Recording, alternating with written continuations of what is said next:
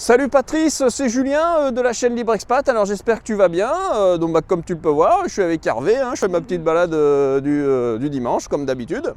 Et il fait beau en ce moment, on est au mois d'octobre, là on est début octobre et il fait vachement beau, donc j'en profite. Je vais te montrer un petit peu, mais là je suis sur les bords des quais à Budapest. Alors hop, je te fais un petit tour, tu vois, donc là tu as toutes les péniches, il y a un beau soleil aujourd'hui.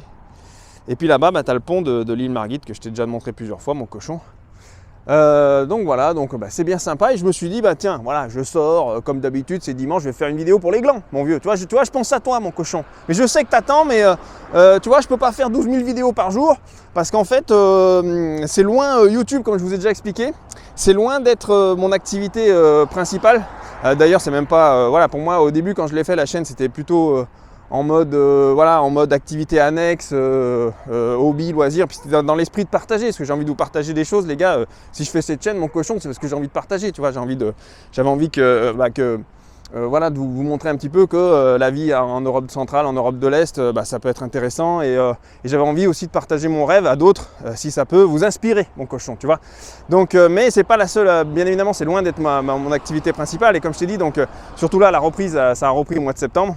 On est début octobre, les entreprises, tu sais que je suis dans moi j'ai un business B2B dans le domaine des RH, et donc c'est vrai que il y a une grosse activité qui revient, et il y a pas mal de choses à traiter, on est en croissance aussi, je suis en train d'intégrer pas mal de personnes à l'équipe, donc forcément mon cochon, tu vois, je fais comme je peux, mais ça me fait plaisir, j'ai pensé à vous les gars, je me suis dit j'avais vraiment envie de vous faire une vidéo aujourd'hui, et il fait beau, j'en profite, voilà.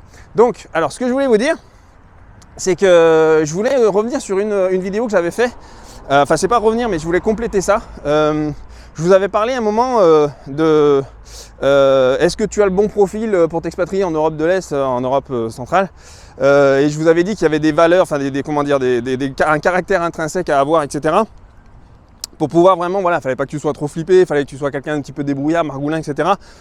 Pour pouvoir justement avoir le profil si tu veux vraiment t'expatrier en Europe centrale, en Europe de l'Est, même hors Union Européenne, Russie, etc. Tout ça. Je ne vais pas revenir là-dessus, mais c'est un peu dans la continuité des choses, c'est-à-dire que je voulais vous parler d'une chose qu'il faut bien comprendre ici, c'est que en Europe centrale et en Europe de l'Est, il va y avoir des choses que tu avais l'habitude qu'il y ait en Europe de l'Ouest, en France, en Espagne, en Angleterre, parce que c'est des pays qui sont très réglementés, tu vois, tout est carré, etc. Tu vois, il n'y a pas de... C'est oui ou non en fait, c'est-à-dire, je vais te donner un exemple concret par rapport à l'administration, déjà, j'en ai déjà parlé dans une vidéo. Tu vois, ici, par exemple, quand tu arrives en Europe centrale et en Europe de l'Est, tu dois avoir... forcément, tu sais, alors quand tu es en Union Européenne, moi je parle de l'Union Européenne là, je ne vais pas rentrer dans le détail de la Russie, même si je connais les modalités pour s'installer en Russie, mais là je vais te parler de l'Union Européenne. C'est vachement facilité pour s'installer dans un autre pays d'Europe centrale et d'Europe de l'Est, mais il y a quand même des formalités à faire, mon cochon. Donc il va falloir que tu fasses, c'est-à-dire que quand tu arrives par exemple, je sais pas, en Pologne, Roumanie, Hongrie, Bulgarie, Estonie, peu importe le pays que tu as choisi, tu t'installes, déjà tu trouves ton appartement, tu vois, bon là trouver l'appartement c'est pas compliqué du tout comme je t'avais déjà expliqué dans une de mes vidéos, je te laisse aller voir, mais vraiment par contre au bout de 3 mois tu vas quand même devoir faire des formalités, tu vois, faut quand même dire que tu es dans le pays, tu vois, et en fait tu as 3 mois pour aller faire tes papiers à l'administration, et c'est là où j'ai commencé, enfin je veux dire n'importe quelle personne qui s'est expatriée saura de quoi je parle, surtout dans des pays qui sont encore qui sont pas forcément des pays hyper réglementés comme je te disais à l'ouest. Ça doit valoir, ce que je dis là doit valoir aussi bien évidemment pour l'Amérique du Sud, les pays comme ça qui sont en voie de développement et tout ça. C'est-à-dire que l'administration elle n'est pas encore au point sur pas mal de choses et on est encore dans l'esprit margoulin, tu vois, limite presque ex-URSS. C'est-à-dire que ça peut être un avantage comme un inconvénient selon ton profil. Puisque en Europe centrale et en Europe de l'Est, au bout de 3 mois, quand tu vas à l'administration pour te déclarer, tu sais, tu dois donner pas mal de papiers, donc prouver que tu as des revenus qui te permettent de pouvoir vivre dans le pays. Ça te permettra d'avoir une carte d'adresse, donc au bout de 3 mois, il faudra que tu fasses une carte d'adresse, qui n'est pas une carte de résident, mais c'est simplement une carte d'adresse pour prouver que tu peux vivre dans le pays, etc. Et que tu peux rester au-delà de 3 mois dans le pays, jusqu'à 5 ans, et puis après à 5 ans, il faut faire un permis de résidence. Alors ça, c'est vraiment si tu as envie de le faire, parce que tu n'es pas obligé.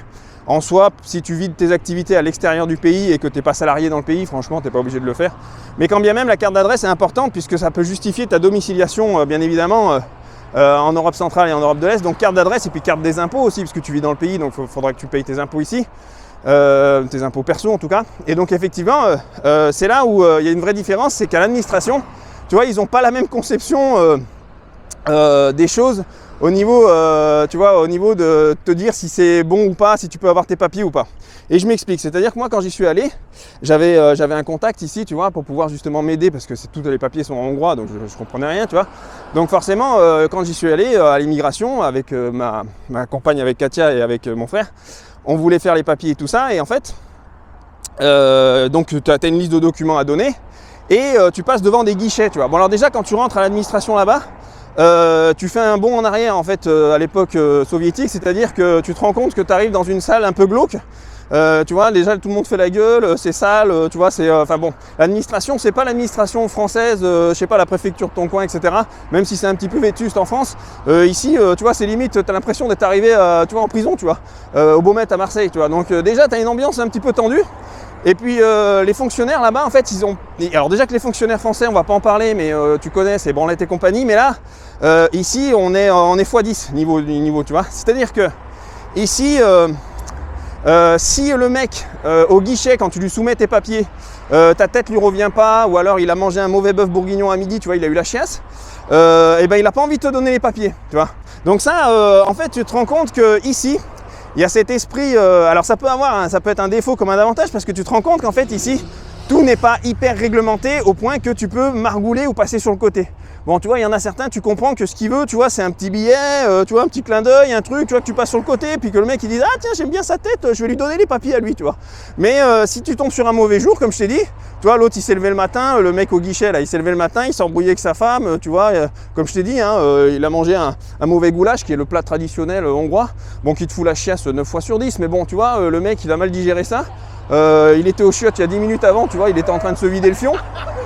Et là, tu vois, s'il voit ta tête, toi t'arrives, t'es tout frais, t'es là, t'es avec ta petite tête d'Européen de l'Ouest, tu vois, bien gentil, qui arrive avec ton fric, etc. Tout ça, tu vois, déjà que les Hongrois, ils sont assez, faut se dire la vérité, les Hongrois sont assez fermés, ils sont assez auto-centrés sur leur pays, tu vois, puisque c'est des gens qui se sont ouverts au libéralisme, à l'Europe, etc. Il n'y a pas si longtemps que ça, finalement.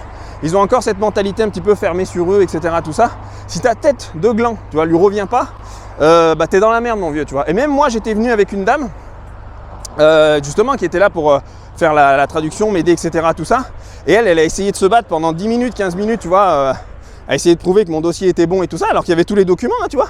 Mais non, j'avais une dame en face au guichet, une petite grosse, là, tu vois, qui me regardait comme ça, de haut en bas, tu vois, elle aimait pas trop ma gueule, tu vois, elle était là, non, je le sens pas, lui, tu vois, avec ses cheveux un peu crépus, là, je le sens pas, lui.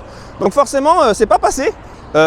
Ici, en fait, c'est un petit peu au petit bonheur la chance, tu vois, pour avoir tes papiers, alors que tu sais très bien qu'en France, mon cochon, tout est réglementé, tout est carré, t'as pas, tu vois, soit il manque un papier dedans et bah c'est mort, ou soit si t'as tous les papiers, même si t'as une tête de gland, tu vois, et je sais que ceux qui regardent cette vidéo, il y en a beaucoup qui ont une tête de gland, mais comme moi les gars, tu vois, on a tous des têtes de gland, bah forcément, tu vois, quand tu vas à l'administration, déjà tu fais la gueule, tu vois, t'as pas eu le temps de te coiffer, parce que les trucs c'est toujours à 8h10 ou de 8h à 8h30 du matin, tu vois, t'as une demi-heure pour aller faire tous tes papiers, donc forcément, tu vois, en France, ils regardent moins à la tête, et ils te donnent tes papiers si légalement tu dois avoir tes papiers ou pas, tu vois, que tu aies une tête de gland ou pas, tu vois, mon vieux.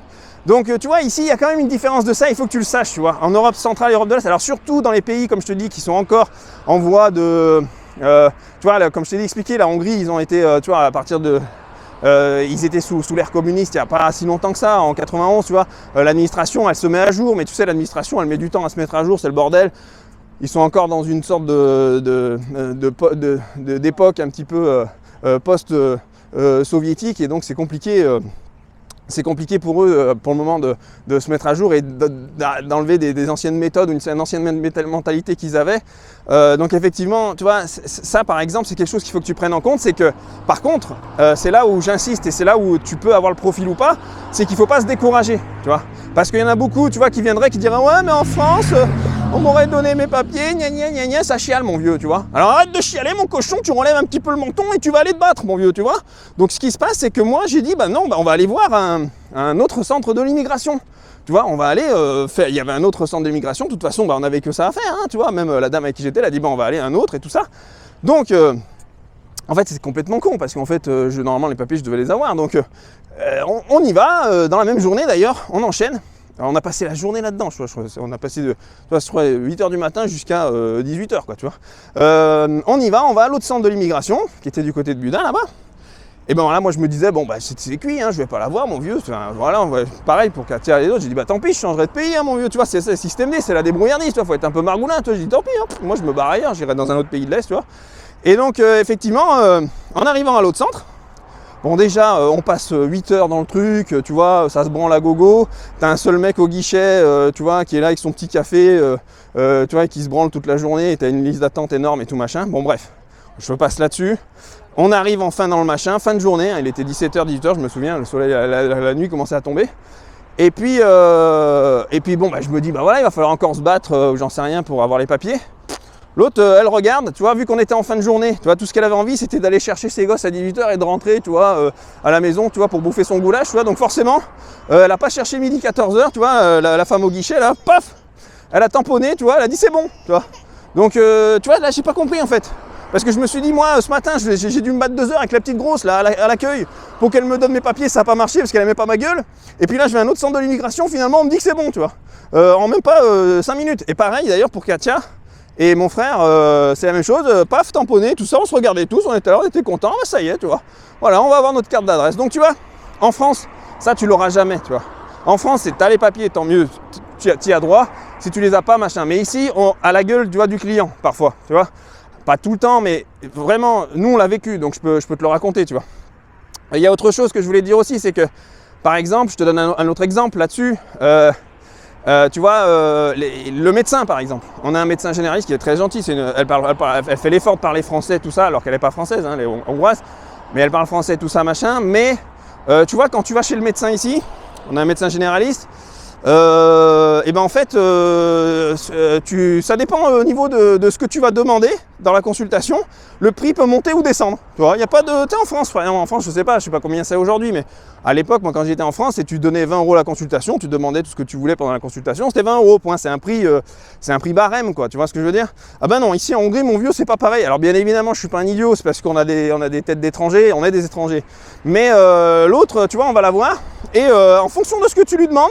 Tu vois, si tu lui en demandes un peu trop et qu'elle a un peu la patte faiblarde, elle est fatiguée cette journée-là, eh ben elle va te dire non, bah c'est pas 5000 forints, la monnaie nationale hongroise c'est en forint. Elle dit non, c'est pas 5000, c'est 15 000 forints aujourd'hui, tu vois. Mais t'es là, ouais, mais attends, l'autre fois j'ai payé 5000. Elle te regarde, elle va dire ta gueule, tu vois. Toi t'es là, ouais, d'accord, bon, bah tu sors le pognon, tu lui donnes, tu vois. Mais je sais que c'est les règles du jeu, tu comprends? Donc si tu viens ici, il faut que tu acceptes ces règles du jeu-là, qui sont parfois. Peuvent être, parce que tout n'est pas plus beau ailleurs, c'est simplement différent. Est-ce que ça peut être bien évidemment décourageant pour toi? Ça peut t'embêter des fois, tu peux te dire ouais voilà, j'aimerais bien que... Mais bon, dans un monde trop réglementé, moi j'aimais pas. Par exemple, moi c'est quelque chose ici, je suis conscient qu'il peut y avoir ces difficultés-là, mais en revanche, je suis conscient aussi que ça peut m'amener des avantages. Pourquoi? Je vais t'expliquer. Parce que dans un monde trop réglementé comme la France, justement, tout est trop réglementé, tu vois. Tu peux plus passer sur le côté, tu n'as plus rien, c'est-à-dire qu'aujourd'hui, même tout est digitalisé, centralisé, il y a un contrôle total sur le peuple. Ça manque de flexibilité, tu vois, pour quelqu'un qui est un petit peu margoulin dans mon genre, tu vois ce que je veux dire? Donc forcément, ça me plaisait pas trop en France. Moi, je suis un petit peu comme, et je pense qu'il y a des mecs qui me regardent sur cette vidéo qui sont comme moi. Moi, je suis un peu un mec, tu vois, je suis le meilleur, c'est dans les sables mouvants, tu vois. C'est quand je vois qu'il y a des failles à droite à gauche que c'est là où je suis bon, mon vieux, tu vois. C'est là où je suis furtif, tu vois. J'ai l'œil monté sur rotule, moi, tu vois. Donc forcément, dans un pays comme la France qui est trop réglementé, qui est beaucoup trop encadré, où tout est surveillé, voilà, etc. Moi, je m'y plaisais pas et ça m'étouffait en fait. Alors qu'ici, en Europe centrale et en Europe de l'Est, effectivement, il y a des inconvénients comme ceux que je viens de te dire, mais ça veut dire aussi que ça ouvre des brèches. Tu peux négocier, tu peux toujours négocier quoi que ce soit, tu as toujours une amplitude, tu as toujours une flexibilité dans les choses pour pouvoir justement garder un maximum de liberté que tu n'as plus en France. Tu vois, parce que ça ouvre à la liberté, je veux dire, un pays comme la Hongrie, la Bulgarie, la Roumanie qui n'ont pas encore tout centralisé, où c'est pas tout digitalisé, où ils n'ont pas le contrôle total sur les données, le data des gens, parce que ici, je te montrerai, tu vas voir l'administration, mon vieux, tu vois, là, c'est les PC, tu sais, en 1770, enfin, tu vois, les trucs, c'est les mecs, tu vois, ils sont encore à l'époque communiste, hein, tu vois, là-bas dedans. Donc forcément, tu vois, ils n'ont pas eu le temps de mettre en place des process dans l'administration qui permettent de contrôler au maximum tout le monde, donc ils sont encore dans des méthodes un peu système D, margoulin, etc. Et donc toi, tu peux en profiter, tu comprends ça?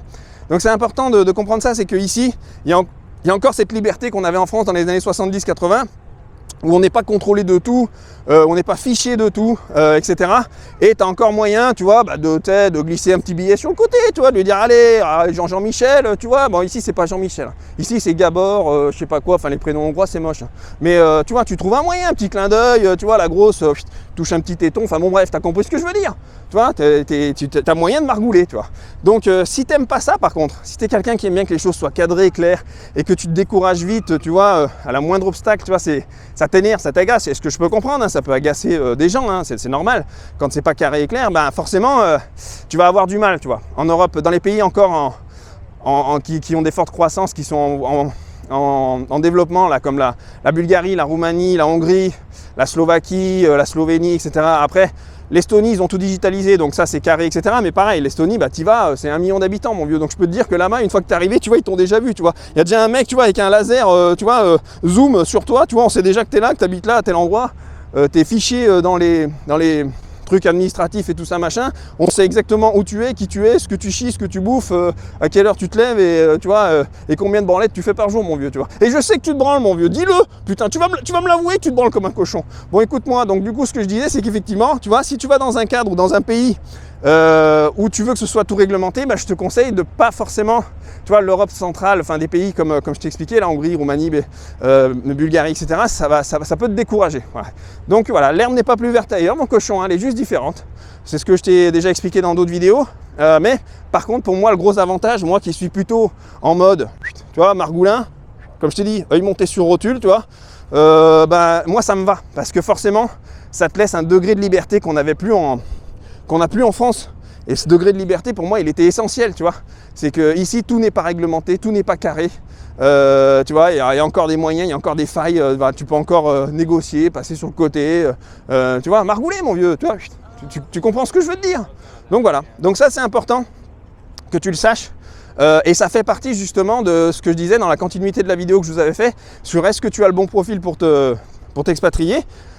Tu vois, faut aussi que tu comprennes l'environnement dans lequel tu vas graviter ici, tu vois, en Europe centrale, Europe de l'Est, même dans des pays comme la Russie. Hein. La Russie, on sait, on a des nouvelles souvent de la famille de Katia là-bas encore, bien évidemment, elle a de la famille en Russie. En Russie aussi, il y a encore la culture du bakshish, tu vois. Tu vois, tu payes des mecs, par exemple, il y avait un truc qui m'avait fait marrer, qu'elle m'avait raconté, c'est que la mère de Katia, elle était prof d'économie. Enfin pas prof d'économie, prof enfin, à l'université, un truc comme ça. Et en fait, les élèves, les parents d'élèves la payaient parfois pour qu'elle ait un petit bakshish, des choses comme ça, pour que les élèves, en tout cas les profs avaient l'habitude d'être un peu plus payés, d'avoir des bakshish pour que les enfants aient des meilleures notes. Tu vois ce que je veux dire? Elle faisait les travaux pour eux-mêmes. Ouais, aussi elle faisait les travaux scolaires pour les candidats eux-mêmes, tu vois, en fait, c'est-à-dire qu'elle faisait le boulot à leur place et tout ça. Donc, tu vois, et c'est pas si vieux ça, tu vois, et je pense que ça se fait encore aujourd'hui, et ça, c'est très propre à la culture des pays d'Europe de l'Est, puisque sous l'ère communiste, tu vois, fallait être débrouillard, système D, puis il fallait passer sur le côté, il y avait encore cette culture-là, et elle est restée encore ici, moi je le vois ici en Hongrie, en Bulgarie, en Roumanie, dans certains pays aussi d'Europe centrale, on voit encore que cette culture est vachement ancrée, et ça se fait encore, c'est en train de se perdre, je pense qu'avec le temps, forcément, on va arriver dans l'ère du contrôle total, comme tu le sais, mon cochon, mais quand même, on voit bien qu'il y a encore des restes de cette culture-là, et il faut que tu t'adaptes à ça, tu vois. Donc l'habitude du français, tu sais, comme je t'ai déjà expliqué, dans le cocooning, on a l'habitude de lui dire, oui, mais c'est comme ça, mais non, tu vois, tu dois lâcher une caisse de ce côté à droite à 180 degrés, pas plus, machin, etc. Et bien là, c'est fini, mon cochon. Tu vois. Ici, c'est système D, c'est margoulin. Il va falloir que, que tu sois malin, mon vieux. Tu vois. Donc ça, c'est important. Mais ça permet aussi de se responsabiliser. Ça, c'est très important aussi. C'est que ça permet dans le sens où, tu vois, ça te permet aussi d'être bon dans le système D, d'être bon dans la galère.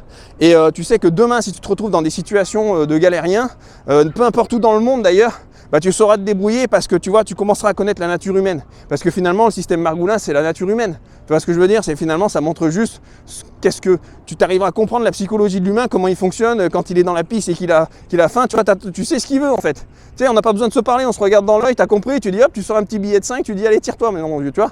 Donc c'est comme ça que ça marche.